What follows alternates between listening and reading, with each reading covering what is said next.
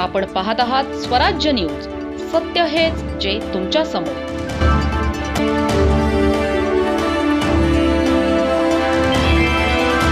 अमळनेरमधील श्री मंगळग्रह मंदिर आणि मंगळग्रह सेवा संस्थेशी संबंधित वादाला आता नवे वळण लागले आहे.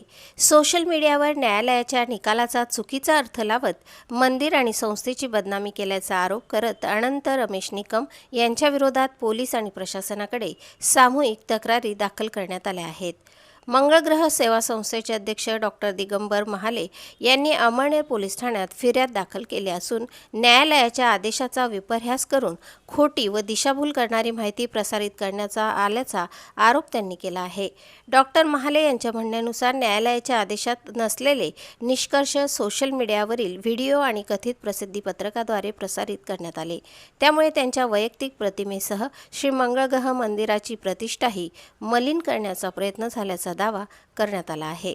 या प्रकरणी सकल हिंदू समाज, विविध हिंदुत्ववादी संघटना, व्हॉइस ऑफ मीडिया, मंगळग्रह सेवा संस्थेचे कर्मचारी तसेच परिसरातील व्यावसायिकांनीही स्वतंत्र निवेदने देत कठोर कारवाईची मागणी केली आहे. तक्रारदारांच्या म्हणण्यानुसार संबंधित सोशल मीडिया पोस्टमुळे धार्मिक भावना दुखावल्या गेल्या असून मंदिराच्या प्रतिमेवर परिणाम झाला आहे. तसेच भाविकांमध्ये संभ्रम निर्माण झाल्याचाही आरोप करण्यात आला आहे.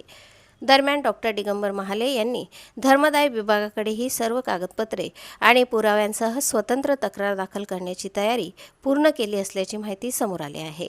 या संपूर्ण प्रकरणामुळे अमळनेरमध्ये मोठी चर्चा रंगली असून पोलीस आणि प्रशासन या प्रकरणात पुढे काय कारवाई करणार याकडे सर्वांचे लक्ष लागले आहे. प्रतिनिधी संतोष पाटील आणि वृत्तनिवेदिका सीमा पाटीलसह स्वराज्य न्यूज, अमळनेर.